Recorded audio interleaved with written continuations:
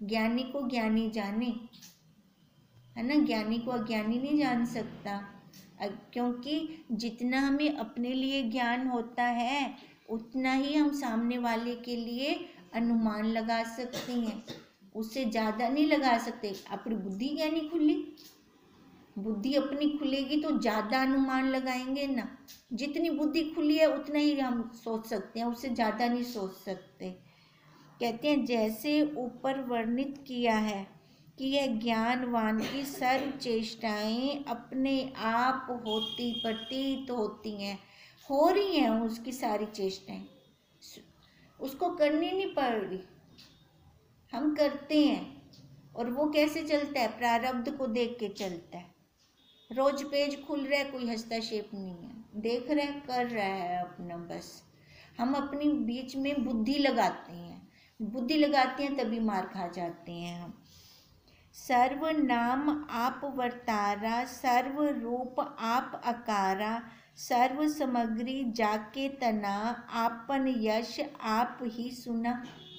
कुछ दूसरा है, अपने आप को आप ही सुना रहा है और दूसरा तो है ही नहीं कोई। अतः निर्विघ्न होकर और सर्व कल्पनाओं को त्याग कर अपने निर्विकल्प और शुद्ध चेतन स्वरूप में ज्यों का त्यों स्थित है। कौन स्थित है? कौन?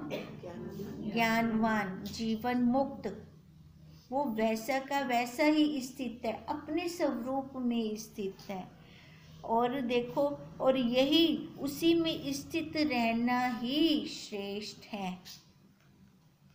हमारे लिए श्रेष्ठ क्या है? कोई कहे हमें आपको क्या चाहिए, आपके लिए श्रेष्ठ क्या है, तो हम क्या आंसर देंगे? अपने स्वरूप में रहना, वही हमारे लिए श्रेष्ठ है ना। इससे ज़्यादा और कोई श्रेष्ठ नहीं है। और सारा व्यवहार है, व्यवहार काल के लिए व्यवहार है, पर रहना कहाँ है? हमें अपने स्वरूप में रहना है। जब इस प्रकार हुआ तब सब कुछ चेतन हो जाएगा। जब ऐसी स्थिति हो जाएगी तब हर दृष्टि में हमें क्या दिखाई देगा? वही ब्रह्म। जहाँ पे भी देखेंगे उसके अलावा कोई दूसरा और दिखेगा ही नहीं। अपनी इतनी ऊंची दृष्टि होनी चाहिए। आज तक हमने देखा क्या? संसार को ही तो देखा, आंखें फाड़ी हैं, अब आंखों का सदुपयोग हो जाए। अब ब्रह्म ज्ञान, अब उसका शंका उठ रही है कि ब्रह्म ज्ञानी इच्छा से रहित और विषयों से उपरत होता है, तो वह किसकी प्रेरणा से कर्मों में प्रवृत्त होता है? अब इतना कुछ तो जीवन मुक्त का आपने बता दिया भी, उसकी कोई इच्छा नहीं है, वो प्रारब्ध को देखता है, जो आता है वैसे कर देता है। फिर उसकी शंका और ये शंकावादी की, जब उनकी कोई इच्छा ही है नहीं तो बोला कर्म किमें करता है? ऐसा तो नहीं है ना बैठ जाएगा बंद होकर एक कमरे में, या शरीर को ऐसे बैठनी ढाल करके बैठा रहेगा, कोई कर्म नहीं करेगा। तो अब वो उसको यही शंका हो रही है कि फिर वो किसकी प्रेरणा से कर्मों में प्रवृत्त होता है। अब आंसर देते हैं गुरु जी कि प्रथम यह जानना चाहिए कि कर्म किसको कहते हैं। कर्म नाम स्वभाव का है। हमारे कर्म कैसे बनते हैं पता है? कैसे बनते हैं हमारे कर्म? गुणों से। रज, तम, सत, 3 गुण हैं। तमोगुण वाला कैसे कर्म करता है? रजोगुण वाला कैसे कर्म करता है? सतोगुण वाला कैसे कर्म करता है? जो तमोगुण वाला है, थोड़ा सा क्रोध आएगा, अब क्रोध को प्रकट करने का उसका क्या वो होगा? दरवाजे ठापटा मारेगा, बर्तन तोड़ेगा। क्रोध को कैसे प्रकट करे? वो ऐसे प्रकट करेगा, वो अंदर से जलता रहेगा। जलेगा तो किसी के प्रति द्वेष हो रहा है उसको। अब जिसके प्रति द्वेष हो रहा है वहाँ से कर्म बन रहे हैं। सामने से भी बोलेगा, अंदर से भी जलता रहेगा, अब कर्म बन गए उसके वहाँ से। अब रजोगुण वाले के कर्म कैसे बनते हैं? कोई और काम नहीं करता तो क्रिया में लगा रहेगा, वो काम नहीं करती मैं सारी क्रिया में लगी रहती है। अब उसकी अपेक्षा से हो रहा है, उसकी अपेक्षा से कर्म भी हो रहा है, क्रिया भी हो रही है, और उसके लिए लाट डाट भी चल रही है मन के अंदर। क्रिया खत्म होने में नहीं आती, कोई और काम नहीं करता, आ रहा है ना अंदर से भाव ये। अब देखो ये कर्म बन रहे हैं हमारे, और सत्वगुण के क्या होंगे, वो परमार्थ में आ जाएगा। परमार्थ में आकर मेरे पुण्य कर्म बनेंगे, मैं ये कर दूं, मेरे पुण्य कर्म बनेंगे, मैं ये कर दूं। दान सत्वगुण में देखो कर्तापन हो गया ना, कई बार तो हो जाता है ना कर्तापन, परमार्थ में भी दिखावा बहुत हो जाता है, हमें पता नहीं चलता, पता नहीं चलता, बहुत हो जाता है दिखावा परमार्थ में भी। तो वहाँ से फिर पुण्य कर्म तो बन गए, कर्म तो बन गए ना। अब कर्म को तो हमने खत्म करना है, चाहे पुण्य हो चाहे पाप हो, भोगने के लिए तो आना पड़ेगा, आना पड़ेगा। उसके लिए तो शरीर चाहिए हमें खत्म करने के लिए। देखो इसी तरह हमारे कर्म बनते हैं। तभी वो कह रहे हैं प्रथम यह जानना चाहिए कि कर्म किसको कहते हैं। कर्म नाम स्वभाव का है, स्वभाव मतलब गुण हमारे। सर्व इंद्रियां जो 5 तत्वों से सत्ता पाती हैं, अपने अपने स्वभाव में तत्पर हैं सारी इंद्रियां अपने स्वभाव में। क्रियाधीनी आदत होवे बंदा बह नहीं सकता, हाथों को वोण तो लगी फिर से खलबली मचदी भी से वाला कुछ ना कुछ करन दी, बैठ ही नहीं पाएगा वो। फिर ये इंद्रियां अपने आप स्वभाव की तरफ जाती हैं। ये फिर एक इंद्रिय के, हाँ जी, जिसके बैठना या तो उस पर क्रिया करने का दिल नहीं करेगा, हाँ तो वो कुछ और कर्म कर रहा होगा, बैठने की आदत है, मन से कर रहा होगा। मन से भी तो बहुत हमारे कर्म बनते हैं, मन से भी तो बहुत कुछ होता है। कहते हैं एक इंद्रिय के कर्म को दूसरी स्वीकार नहीं करती। आंख ने देखने, कान कहना देख से, नाक ने सूंघने, और कोई इंद्रिय सूंघने का काम नहीं करेगी। कहते हैं एक इंद्रिय के कर्म को दूसरी इंद्रिय स्वीकार नहीं करती, एक दूसरे से असंग हर्ष शोक से रहित हैं। दोनों, आंख ने रोना है तो रोएगी, मुंह ने हंसना है तो वो हंसेगा। दोनों हैं अपने अपने कर्मों से एक दूसरे से रहित हैं। सर्व इंद्रियां अपने अपने कर्मों की करता है, उनके कर्मों के साथ संत अपना कुछ संबंध नहीं देखते। अब ये क्या बता रही हैं कि कर्म कैसे बनते हैं, कर्मों का स्वभाव क्या है। अब हमें ये बता रही हैं कि कर्म सारी इंद्रियों ने अपने अपने करने है ना, कोई हेर फेर नहीं करता। कान को आंख कह दे आज तू देख ले, करेगा वो देखने का काम? कभी नहीं करेगा। कहती है कर्म तो ये इंद्रियां कर रही हैं, पर इसको हम क्या मान लेते हैं, मैं कर रहा हूँ। अब लेन देन का काम हाथों ने करना है, चलने का काम पैरों ने करना है, देखने का काम आंखों ने करना है, सुनने का कानों ने, सूंघने का नाक ने, स्पर्श का त्वचा ने, सारा काम अब बांटा पड़ा है। मैं किडो आ गई हूँ मैं कहाँ से आ गई, आई मैं कहाँ से। एक हमने प्रसंग किया था ना, एक को आम खाने की इच्छा हुई, देखा पहले आंखों ने, फिर उसके बाद पैर चलकर गए, हाथों ने उसको तोड़ा, जीभ ने चखा। अब इतनी देर में आ गया माली।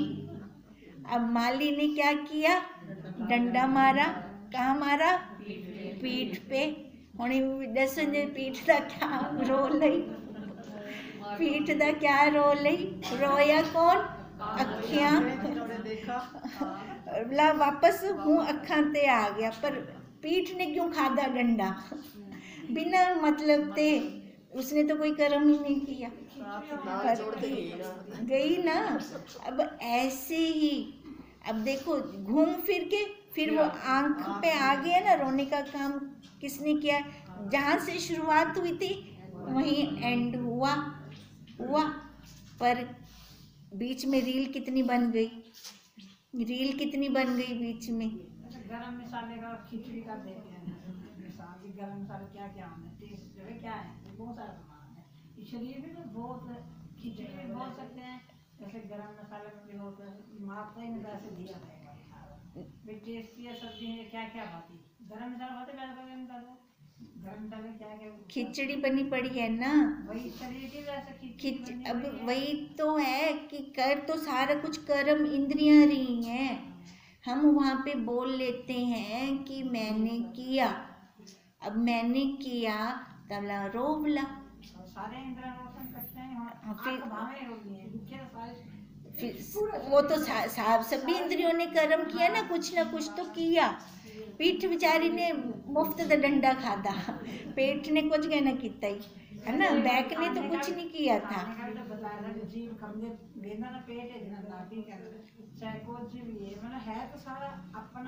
है तो वही ना, पर जब सारी इंद्रियां अपना अपना कर्म कर रही हैं, हम वहाँ पे जब कर्तापन को लेकर आते हैं तो तभी तो रोते हैं। फिर उसने क्वेश्चन ये किया था कि कर्म तो इंद्रियों ने किया, पीठ ने डंडा क्यों खाया, पीठ ने डंडा क्यों खाया? उसने फिर गुरुदेव से ये प्रश्न किया था।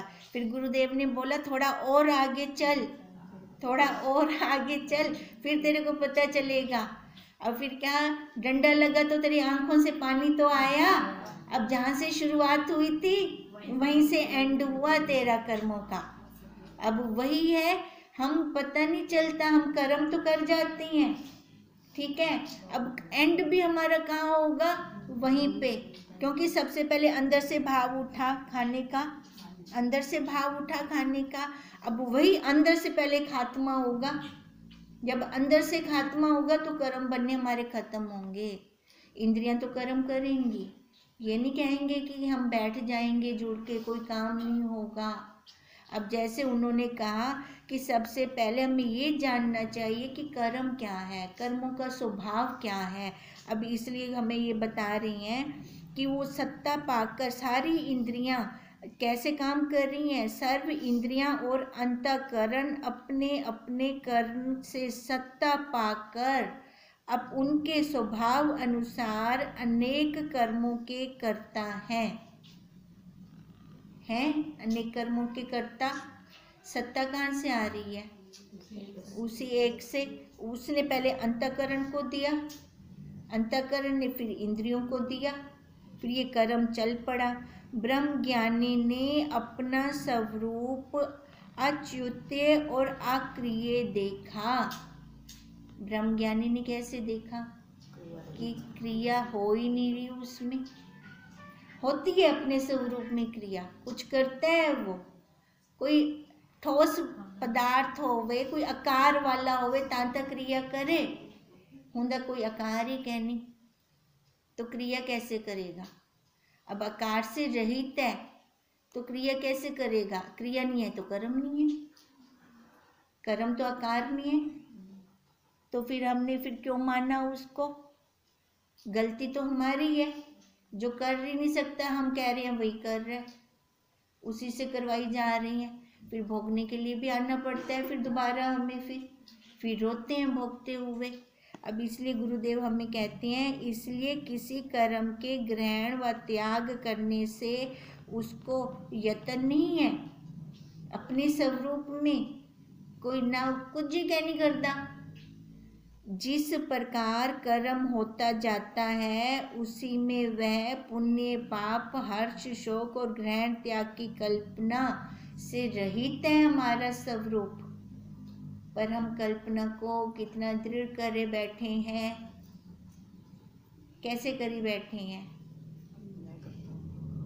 मैं करता हूँ। देखो जब भूख लगती है, भूख लगी है, भूख लगी है, किसको भूख लगी है? प्राणों को, पर वहाँ प्राण ध्यान में आते हैं। क्या आता है? बहुत भूख लगी है, मेरे को भूख लगी है। अगर हम छोटी छोटी सावधानियां रखें ना, जाएगा तो वैसे ही अंदर, जो भी लेंगे जाएगा तो वैसे ही अंदर। पुष्टि किसकी होगी? प्राणों की होगी ना। प्राणों की पुष्टि होते ही भूख खत्म। लसीदा आइयो क्यों नहीं बुद्धि में चमदा कि प्राणों को भूख लगी है, नहीं आता ना। ये छोटी छोटी हम सावधानियां रखें, हमारे कर्म बनने बंद हो जाएंगे। सारी क्रिया वैसी की वैसी होगी, A to Z, जैसे अब हो रही है वैसे की वैसी होगी, कुछ नहीं छूटेगा। पर हमारे कर्म छूट जाएंगे, हमारे कर्म नहीं बनेंगे। कितना अच्छा होगा कि हम कर्मों से छूट जाएं, कितना ज़्यादा अच्छा होगा। टोटली क्रिया वैसी होगी, कोई हानि नहीं होगी। ध्यान देने की बात है ना, वो क्रिया उसने जैसे नियम बनाया सब कुछ सीधा हो रहा है। बाकी ये अपना मैं मानने की गलती है। भी ध्यान यही तो है कि यही छोटा सा ध्यान दे दें, हम थोड़ा सा ध्यान दे दें, सारी क्रिया वैसे। आंखें झपकती हैं, कभी हमने उसका कर्तापन लिया। श्वास आ जा रही हैं, कभी हमने कर्तापन लिया। बाकी बेगमदा क्यों गिन दो, और काम का क्यों ले लेते हैं। मक्खी जहाँ बैठे अपने आप हाथी में थी बंद है, सिर में कुछ चल रहा हो अपने आप ऐसे हो जाता है, फिर वहाँ पे तो कर्तापन नहीं आता। बाकी और काम का क्यों ले लेते हैं। अगर ये छोड़ दें ना, हमारे कर्म ही नहीं बनेंगे। और ब्रह्म ज्ञानी ऐसे रहते हैं, उनका कर्म नहीं बनता। इसलिए नहीं बनता क्योंकि भूख प्यास का उनको पता चल रहा है, प्राणों को लग रही है, प्राणों को देना है। अब ये मांग रहे हैं, प्राण मांग रहे हैं, इनको देना है। अगर हम कह दें हम प्राणों को दे रहे हैं तो क्या अपना पेट नहीं भरेगा? भर जाएगा ना। तृप्ति तो फिर भी अंदर ही जाके हो जाएगी ना। पर वहाँ पे जो मैं ओढ़ के बैठे हैं, ये शरीर रूपी मैं ओढ़ के बैठे हैं, वो शरीर ओढ़ के जब तक बैठे रहेंगे कर्म बनते रहेंगे हमारे। इसलिए गुरुदेव कहते हैं शरीर को उतारना सीखें हम। कैसे सीखेंगे? ये इसी क्लास में से तो सीखेंगे शरीर को उतारना। और कौन सी क्लास से सीखेंगे? यहाँ से सीखे जाएंगे तो घर उतारेंगे। घर उतारना और चाड़ना दोनों कर लेंगे। फिर पहले सीख तो लें इसको उतारना। कहते हैं उसी में फिर पाप और पुण्य, हर्ष, शोक, ग्रहण, त्याग की कल्पना फिर बनती ही नहीं है। फिर यदि उसमें किसी कर्म का अभिमान हो तो उसको कर्ता माना जाए। जो अभिमान करेगा उसको कर्ता मानेंगे। फिर अब आज ना हम यही पक्का करते हैं, ये होमवर्क लेके चलते हैं, आगे नहीं चलते अभी हम।